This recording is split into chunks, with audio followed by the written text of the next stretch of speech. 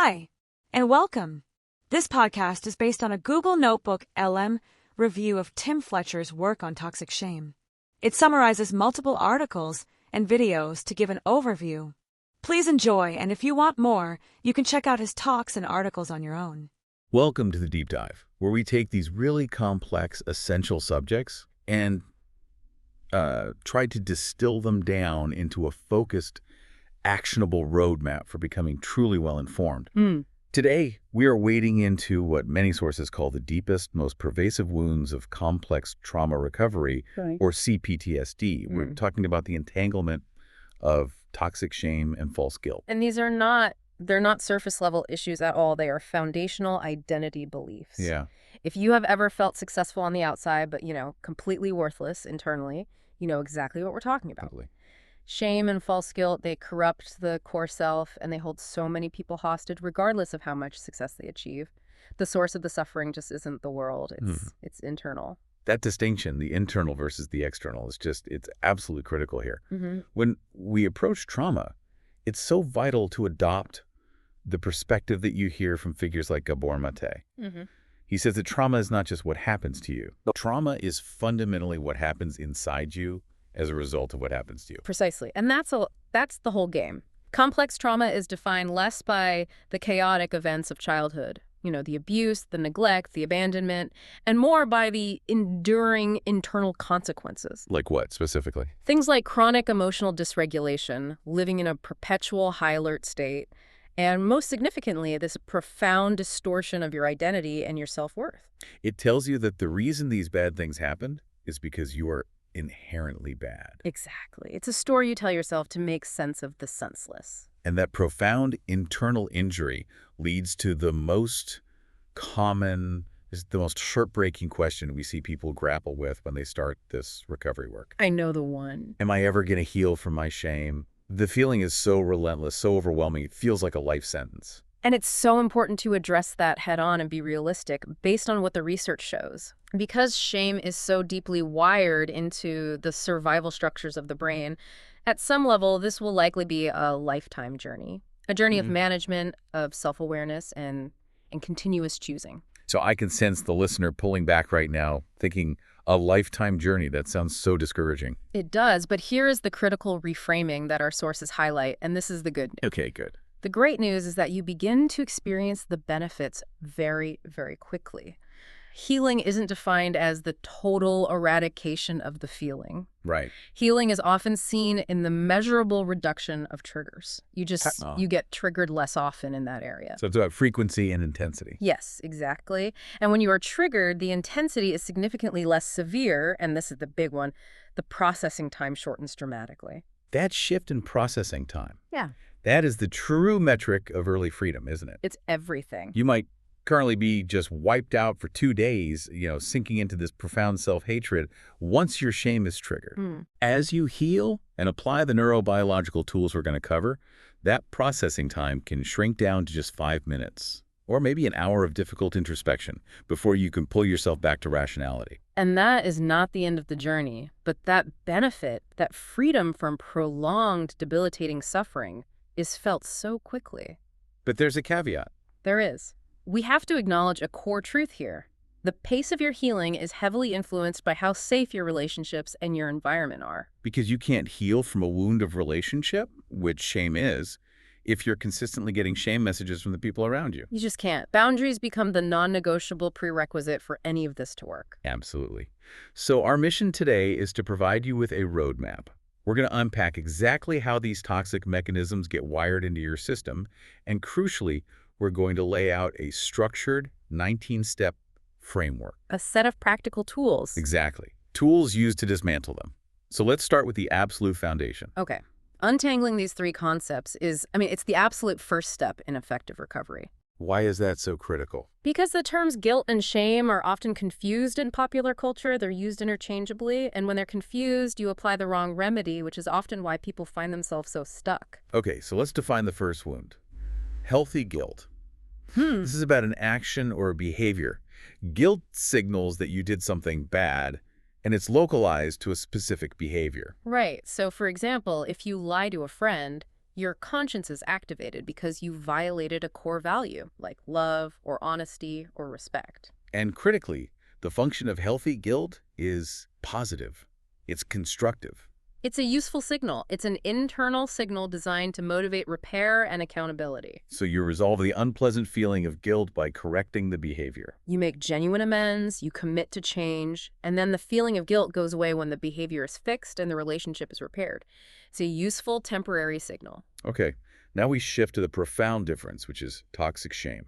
This is the identity wound. Yeah, this is the big one. Shame is about being. It whispers, I am bad.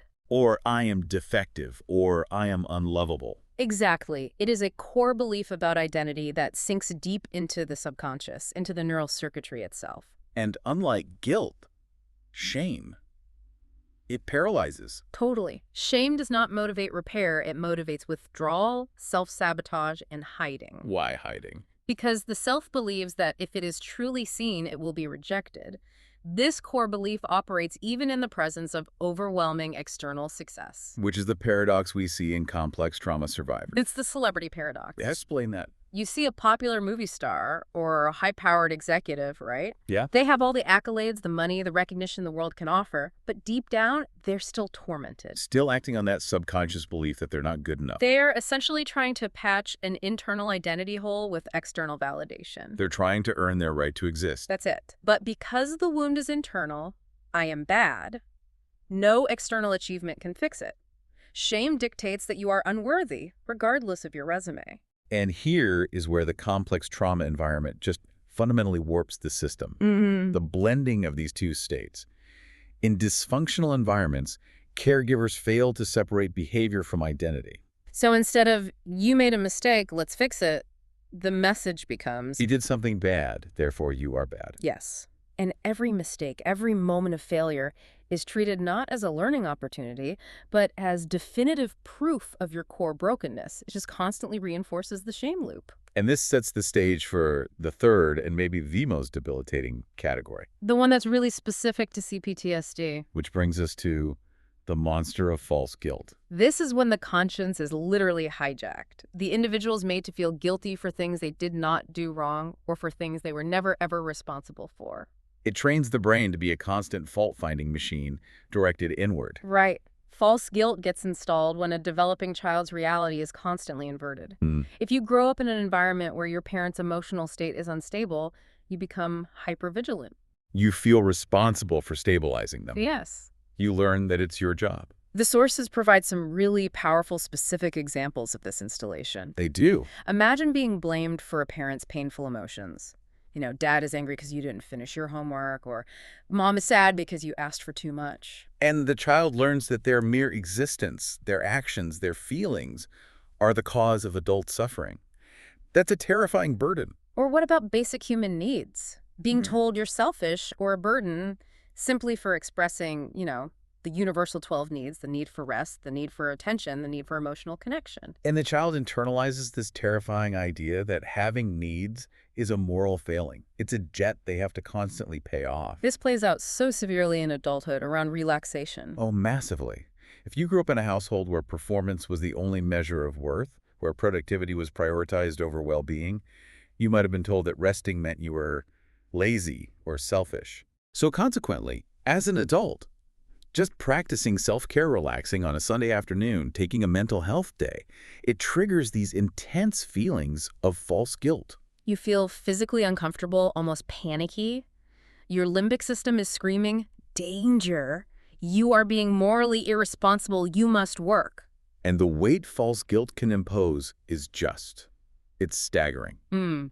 Survivors frequently feel responsible for a sibling's tragedy, drug use, sexual abuse, suicide, or for their parents' divorce. Believing if they had just been better, the family unit would have survived. Even simpler, but still profound examples, like feeling that crippling false guilt for saying no to a simple request. Or setting a healthy boundary in a relationship. Your conscience is trained to believe that your value is tied to your self-sacrifice. You feel you must constantly give, because that's where your conditioned worth resides. And what's truly insidious is that false guilt becomes the default setting. It becomes your home base. So the brain, trained for decades to find fault and feel guilty, actively searches for things to attach that feeling to.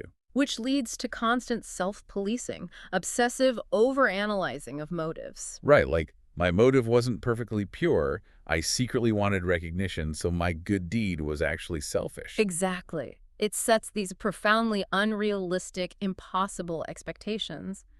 The constant internal refrain is, I should have known better. I should have done more. I should have thought of that. And here's the paradox of that prison. If the person can't find a moral fault to attach the feeling to, They feel guilty for not feeling guilty. yeah, worrying that they're proud or that they're missing something terrible. It's a truly vicious cycle where fault must be found because finding fault with the self is their deeply ingrained normal. It's their emotional homeostasis. Okay, so to dismantle these pervasive, deep-seated beliefs, we have to trace them back to their origin point. Which is early developmental disruption. We have to rely heavily on developmental psychology here, specifically Erik Erikson's stages. Why those stages in particular? Because they clearly illustrate how the foundation of identity is either laid securely or catastrophically damaged. Okay, so let's start with the earliest, most foundational disruption. That would be the crisis of autonomy versus shame and doubt. This happens around the second year of life when the child begins to walk, talk, and assert their independence. The me-do-it phase. Exactly. In a healthy, responsive environment, the child starts to realize they're a separate person, an individual with a will.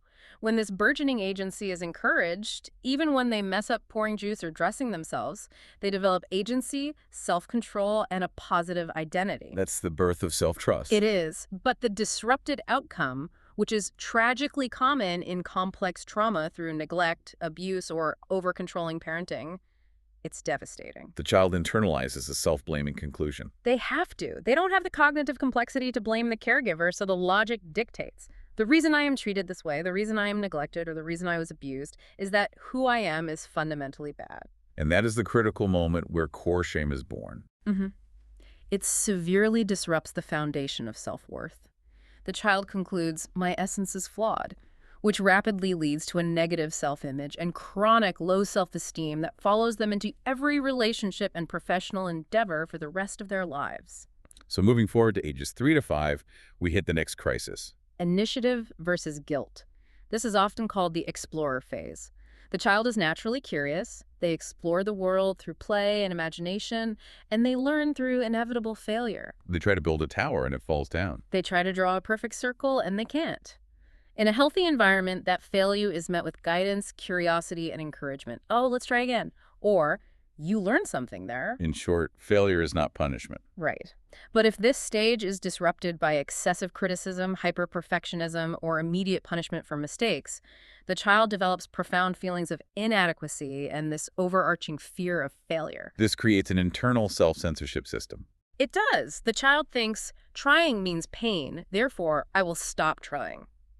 This leads to a severe reduction in exploration and creativity because the internal warning system is constantly flashing red. Risk equals pain, and failure means you will be humiliated. And the adult survivor of this stage often struggles with perfectionism and massive procrastination because they fear the inevitable judgment that comes with showing their work. And all of this foundational information about the self is processed through what our sources call the distorted mirror effect. A really powerful metaphor. We understand that children learn their worth from their caregivers. These caregivers are literally the mirrors of their life, reflecting back the child's value. So when these mirrors are distorted, The child has no choice but to absorb those reflections as fundamental truth. Neglect reflects you're a zero, you don't matter. abuse reflects you are an object not worth love or respect. Criticism reflects I'm stupid. Conditional love reflects I have to earn my worth every single day by performing. And because the authentic self, the self that expresses needs and makes mistakes, is repeatedly met with pain and rejection, the child they can't be authentic. They can't survive that way, so instead they develop a sophisticated survival mechanism, the false self. Which is what, exactly? The false self is a complex set of coping mechanisms. It involves fawning, masking, and adopting rigid roles in order to gain acceptance or avoid harm. We see the classic roles emerge here. The hero child who manages the system. The invisible child who hides to avoid harm, or the clown who uses humor to deflect. The devastating realization for the adult survivor, and this often happens during therapy in their 30s, 40s, or 50s, is the stark and painful discovery. I don't have a clue who I am. Yeah. They know all the roles they played and all the masks they wore, but the authentic self is a blank slate. It was abandoned decades ago. And this fragmentation, this abandonment of the true self, it has to be addressed head on. If you don't know who you are, you have nothing to validate. The healing work becomes building a self from the ground up, which is why identity work is so central to dismantling shame. We have to move beyond the emotional and psychological definition of shame and link it explicitly to the actual wiring of the brain. Yes. When shame is triggered, it's not just a sad thought. Yep. It's a full-scale neurological hijacking, demanding a physiological response. Absolutely. Shame's residence is the limbic system lockdown. The limbic system is the primal emotional brain designed solely for immediate survival, operating completely outside the realm of logic. So when shame hits even a small trigger like a minor correction from a colleague, the limbic system screams. Danger! You're worthless. You're about to be abandoned or exiled. Hide. We need to make this concrete for the listener. A limbic lockdown isn't just a bad mood. No, it's a full physiological cascade. You experience a sudden hot flush, a profound tightening in your chest or your throat, your heart rate spikes. And cognitively, you experience tunnel vision where only the catastrophic self-hating thought exists. Exactly. That lockdown manifests immediately in obsessive thinking, where you replay the event over and over, pathologically unable to let it go. You hear the internal dialogue in stereo. I'm useless. I deserve that failure. I must punish myself. It leads to distorted perceptions, denial, fantasy, or distraction. And in severe cases, feelings of hopelessness and even self-harm ideation. The primary goal of the limbic system in that moment is self-annihilation to stop the perceived threat of abandonment. But here is where we encounter one of the most intellectually fascinating yet deeply frustrating concepts in CPTSD recovery. Which is the paradox of growth-induced shame. Right. This phenomenon confuses people so much. It does. A survivor finally takes a positive step. They set a healthy boundary, they achieve a new level of success, or they start to feel better about themselves, and suddenly they're hit with massive, overwhelming shame and the urge to self-sabotage and retreat. Why does that happen? Because the nervous system interprets this deviation from the traumatic equilibrium, the familiar toxic state of low self-worth and chronic suffering, as a monumental threat. So the system wants to maintain homeostasis, even if that homeostasis is destructive. Yes. The limbic system has been optimized for survival in a bad environment, and success changes the rules. Growth essentially pulls the rug out from under the survival system. So shame taught the developing self that autonomy or success was dangerous. Right, because it could lead to envy or greater punishment from the dysfunctional caregivers. Therefore, any improvement triggers an internal roadblock, urging the person to retreat back to the safe, familiar misery. So if the problem is a neurological hijacking, the solution has to be a neurological intervention. That's the only way. The path to healing requires the antidote, activating the cortex. We must consciously and deliberately engage the prefrontal cortex, PFC, the rational, logic-based, problem-solving part of the brain, to counter the limbic alarm. So you're fighting your feelings by choosing to act on what you know to be true, even though you don't feel it. Yes, you are accepting that a battle is occurring in your brain between the limbic system, which speaks lies based on intense emotion, and the cortex, which holds the objective truth and your values. And the goal of recovery is to ensure the cortex consistently trumps the limbic brain. This intervention is made possible through a structured tool, the 4-step neurological reset.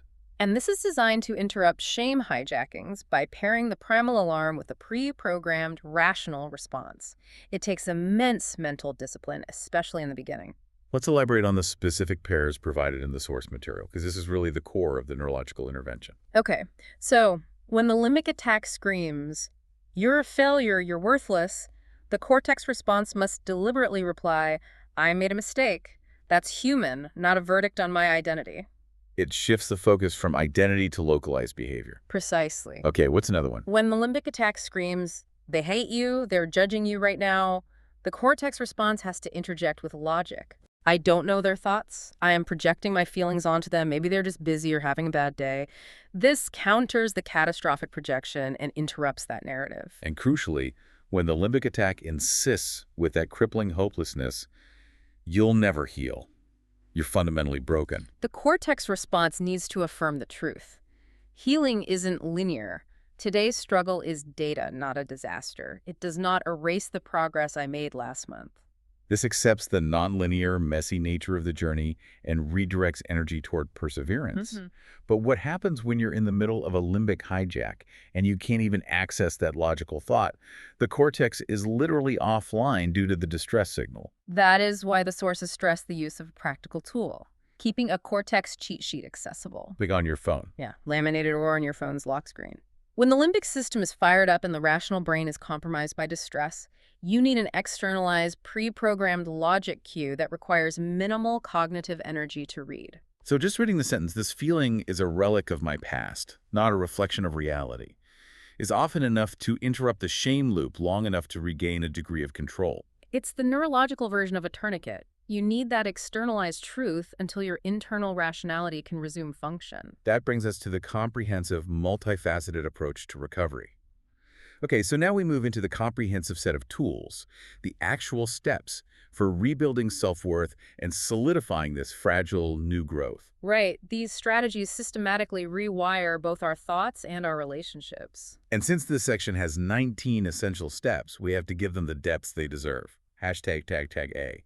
Cognitive and value restructuring. So the first category deals with restructuring how you fundamentally define your worth. This is about developing a healthy value system. And shame's operating philosophy is: I have no internal value. All my value comes from what I do, who I know, or what I achieve. this external focus creates what we call the human doer model. Your value is based entirely on performance. Talent, accomplishments, looks, money, position, or service to others. And when this external validation is withdrawn, the person feels they cease to exist. So the healing requires shifting this foundation to inherent internal value. And this is a revolutionary concept for many. The idea that you have value simply for being a human, independent of performance, achievement, or utility. This is so challenging because for decades, your nervous system received positive feedback only when you did something. And on that point of service, we have to issue a really strong caution. If service was the primary source of your childhood validation, if you were the designated caretaker, the perfect little servant who earned love by managing the household, Stepping back into a service role can be highly dangerous. Why? It acts like an addictive drug. It pulls the person right back into seeking external validation, undoing all the difficult work they've done on internal worth. So service should only be engaged in when the person is emotionally ready. And, importantly, with support and supervision from people who can call them out if they're overgiving to feed that addiction. Okay, next, we have to understand and embrace the meaning of healthy, true humility versus humiliation or shame. And this is one of the most commonly misunderstood concepts. Humility is so often wrongly defined as seeing yourself as less than, meaning you constantly self-deprecate. That definition directly feeds shame. It does. The correct, healthy definition of humility is seeing yourself accurately, realizing you are simply on a level playing field with equal value to everyone else. No better, no worse. So true humility means recognizing that you are fallible and being open to learning and growth. Yes, without the fear of failure or the expectation of public humiliation. And that accurate self-assessment leads directly to step 3, accepting the messy journey. Right. The complex trauma survivor often expects a linear, clean path to recovery. They want a silver bullet. But we have to realize that growth looks like an upward overall trend, but it fundamentally involves progress followed by inevitable falls. Getting triggered, making mistakes, or just falling flat on your face. And when you fall, the default shame response is self-shaming. Oh, immediately. I guess I didn't learn anything. I'm such a failure. I'm so stupid. That self-criticism immediately fuels the shame cycle. So the healthy response, which requires immense cortical control, is you must refrain from self-shaming and recognize that failure is actually positive data for learning. We have to shift the perspective. Think of a baby learning to walk. You applaud them when they fall, you cheer for their effort, you don't criticize them and tell them they are defective because they stumbled. And we must afford ourselves the same radical compassion when we're learning new skills and building brain circuits we've never used before. Failure is simply proof that you tried something new, which is a courageous act. #B, the acceptance bridge in self-relationship. Okay. The next set of tools focuses on rebuilding the relationship you have with yourself. Starting with radical self-acceptance, the acceptance bridge. And we have to acknowledge that traditional advice to just force self-love often fails deeply shamed people. Yeah, it does. If you're told to look in the mirror and manufacture warm, fuzzy feelings, your internal system will simply reject the lie. It feels inauthentic, and therefore it triggers more shame. So healing starts not with a manufactured feeling, but with a conscious choice of radical acceptance. It's a commitment. It's a cold, rational decision. I choose to accept the body I was given, including its current state of health. I choose to accept the personality I was given, even the parts that shame taught you to reject, like introversion or high sensitivity. And perhaps the hardest choice, I choose to accept my past.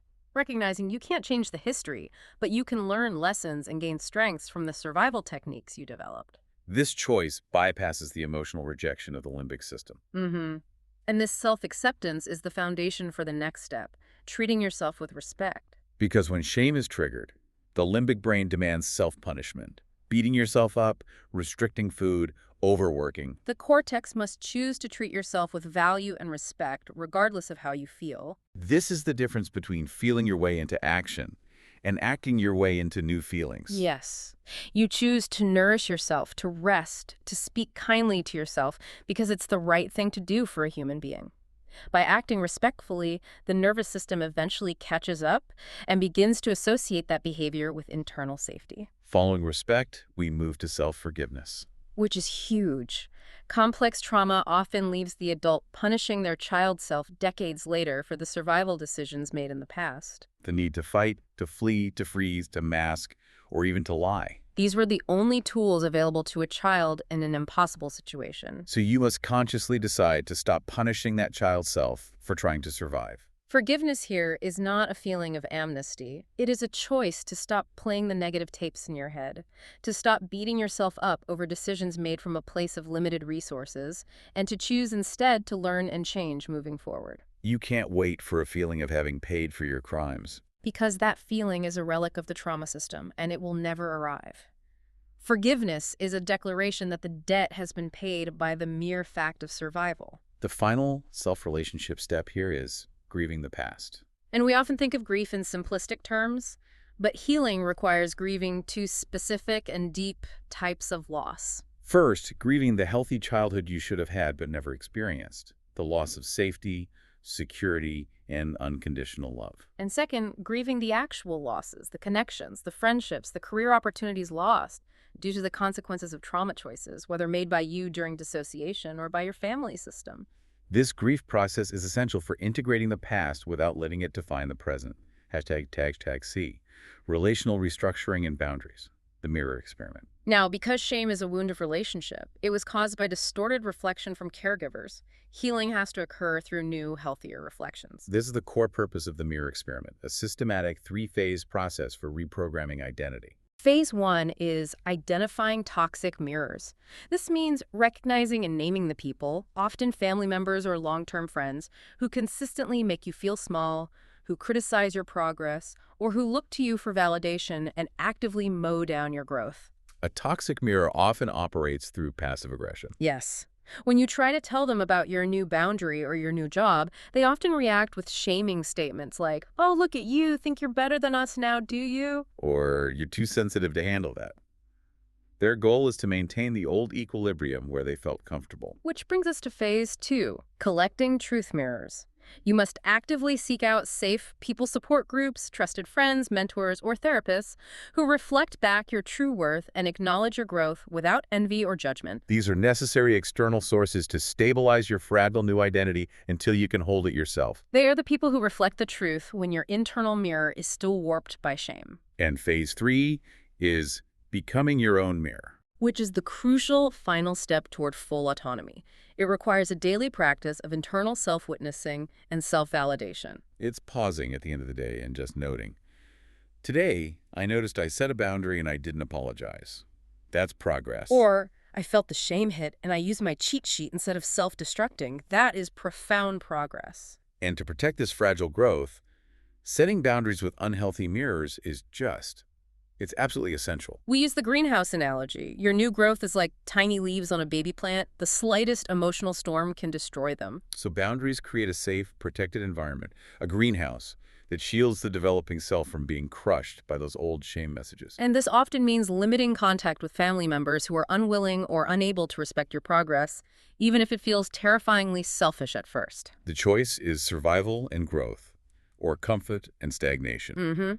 And since shame thrives in isolation, the next step is active, safe connection practice. Healing happens in relationships that disprove the trauma narrative. And this requires vulnerability, risking opening up and sharing those deeply held doozy secrets, the things you believe prove you are unlovable, with safe people.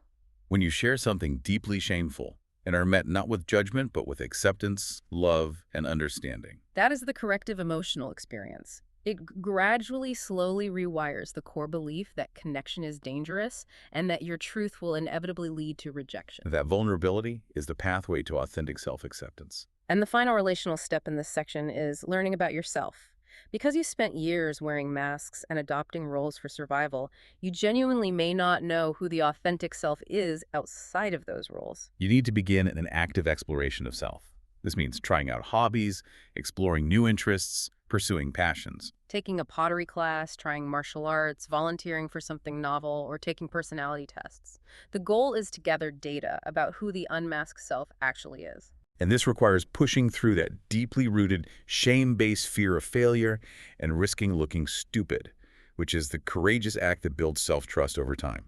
#tag D inner child work and guilt management. So the deepest, most transformative part of the recovery journey often culminates in reparenting the wounded inner child. And this inner child is who? The younger self. The one who is hurt, sad, angry, full of shame, who often feels abandoned and unheard by the highly critical adult self. This step requires deep honesty. It often comes as a shock when people realize they parent their biological children lovingly, offering comfort and nurturing when they mess up, but when they parent their inner child, They still use the same shame-based parenting they experienced. Excessive criticism, withdrawal of affection, and beating themselves up. So inner child work is not just intellectual self-compassion. No, it is self-compassion in action. It's accessing those repressed and dissociated feelings from childhood, releasing the trauma energy, and consciously choosing to comfort and nurture the inner self. What's that look like practically? It means visualizing that frightened 7-year-old and telling them, "You are safe now. I am the adult and I will protect you. It wasn't your fault." It means validating the inner child's anger or sadness and allowing it expression rather than shoving it down. This active nurturing is how you develop a deep, strong, foundational connection with yourself, which is the definition of true self-love. Okay, now we shift focus to managing the guilt system. Starting with maintaining a clean conscience, managing true guilt. When you do something morally wrong, you lie, you cheat, you betray a value you hold, it immediately feeds your shame. Because you unconsciously blend guilt and shame. I failed, therefore I am a failure. Exactly. So if true guilt occurs, meaning a moral wrong was committed, you must clean it up immediately, make amends, and change the behavior. Allowing moral wrongs to fester just keeps bugging you and pulls you deeper into shame, proving the lie that you're a morally defective person. The goal is to resolve guilt, not let it mutate into shame. Finally, we must focus intensely on silencing false guilt. This means retraining that distorted conscience, which was guided by the wrong, distorted parental values, not by healthy moral principles or love. And this requires constant, active interrogation. Every single time guilt hits, you must pause and ask, Is this true guilt? Did I violate my core values?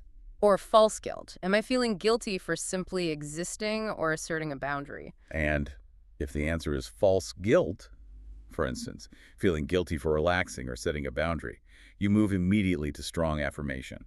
Consistently use the core text to affirm, I did nothing wrong. This feeling is a relic of my past, a trauma response, not a reflection of objective reality. This is the immense repetition and patience phase. You have to repeat that affirmation hundreds of times because that feeling of not feeling guilty may initially feel profoundly weird or wrong or even arrogant to the brain. Which has been defaulted to guilt for so long. You are establishing a new, healthy normal, and that takes time and immense intentionality until the new pathway stabilizes. Wow.